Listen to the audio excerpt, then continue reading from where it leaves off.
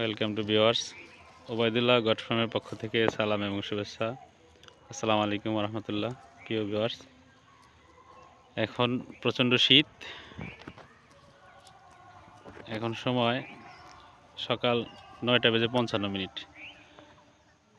দেখতে পাচ্ছেন এখনও সূর্যের কোনো আলো নেই, ঘন কুয়াশা প্লাস হালকা হালকা মৃদু বাতাস, মোটামুটি ভালো শীত।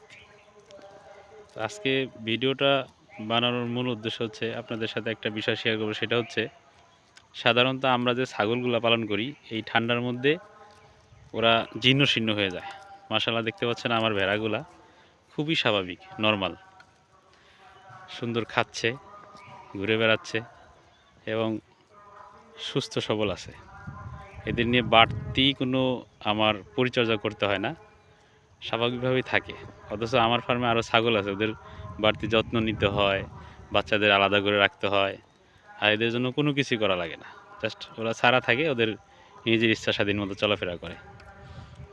এজন্য আমি, অনেকে আমার কাছে প্রশ্ন করে, গতকাল এক ভাই কমেন্ট করছে যে ভাইয়া কয়টা ছাগল কিংবা কয়টা ভেড়া দিয়ে খামার শুরু করা যায়। তাই মূলত আমি নিজে ব্যক্তিগতভাবে ছোট থেকে আস্তে আস্তে আলহামদুলিল্লাহ এখন মোটামুটি একটা পর্যায়ে আসছে। আমি অনলি 2টা দিয়ে শুরু করছিলাম, এখন আলহামদুলিল্লাহ 32+, অর্থাৎ 32টা প্লাস ছাগল আছে আমার, বাচ্চা মা ছাগল সহকারে। তো আমি আপনাদেরকে এটাই বলতে চাই, ছাগল অথবা ভেড়া যেটা দিয়ে শুরু করেন, অল্প দিয়ে শুরু করেন। মোটামুটি একটা পাঠার সাথে 5টা মা ছাগল নিয়ে শুরু করলে 1 বছর পরেই দেখতে পারবেন আপনার রেজাল্ট কেমন। যদি মনে হয় ভালো, তাহলে আস্তে আস্তে বাড়াইতে পারেন। ভালো একটা বিডার থাকলে আস্তে আস্তে মা ছাগল বাড়াইলে আরও আস্তে আস্তে ফার্ম ভর্তি হয়ে যাবে আর উন্নত হবে। আর সবচেয়ে বড় কথা হচ্ছে এই সেক্টরে আসার আগে চিন্তা ভাবনা করে আসা উচিত, কারণ এখানে অনেক পরিশ্রম। পরিশ্রম বলতে আমি বলবো না যে আহামরি খুব পরিশ্রম, ধৈর্যের ব্যাপার।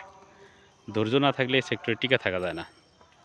এখানে অনেকেই, আশেপাশের লোক অনেকে অনেক কথা বলবে, আবার এক শ্রেণীর লোক আছে বলবে এই লোকটা শিক্ষিত ছেলে, চাকরি বাকরি পায় না, সে ছাগল চড়ায় বেড়ায়, বিভিন্ন ধরনের কটু কথা বলবে।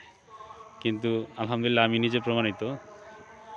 আমিও ইন্টারমিডিয়েট পাশ করে অনার্সে ভর্তি হয়েছিলাম, সেকেন্ড ইয়ারে পড়াশোনা দারিদ্রতার কারণে বাদ দিয়ে আমি বিদেশে চলে যাই। বিদেশ যাওয়ার পর থেকে আমার একটা স্বপ্ন ছিল, আমার নিজস্ব একটা প্রতিষ্ঠান হবে।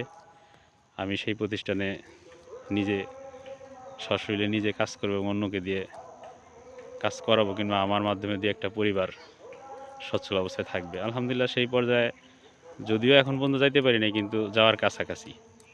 তো সেক্ষেত্রে বলবো আপনারা অল্প দিয়ে শুরু করতে পারেন।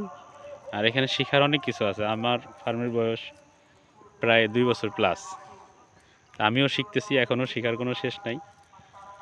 তো মূল বিষয় হচ্ছে অল্প দিয়ে শুরু করে এখান থেকে শিক্ষা গ্রহণ নিয়ে যদি ভালো কিছু আশা করা যায়, তাহলে আপনি এটা করতে পারেন, আগাইতে পারেন। আর দেখতে পাচ্ছেন, দেখেন ঠান্ডার মধ্যে খুব স্বাচ্ছন্দ্যভাবে ওরা খাবারগুলো খাচ্ছে। আর এদের রুচি আলহামদুলিল্লাহ অনেক ভালো, যে কোনো খাবার খায়।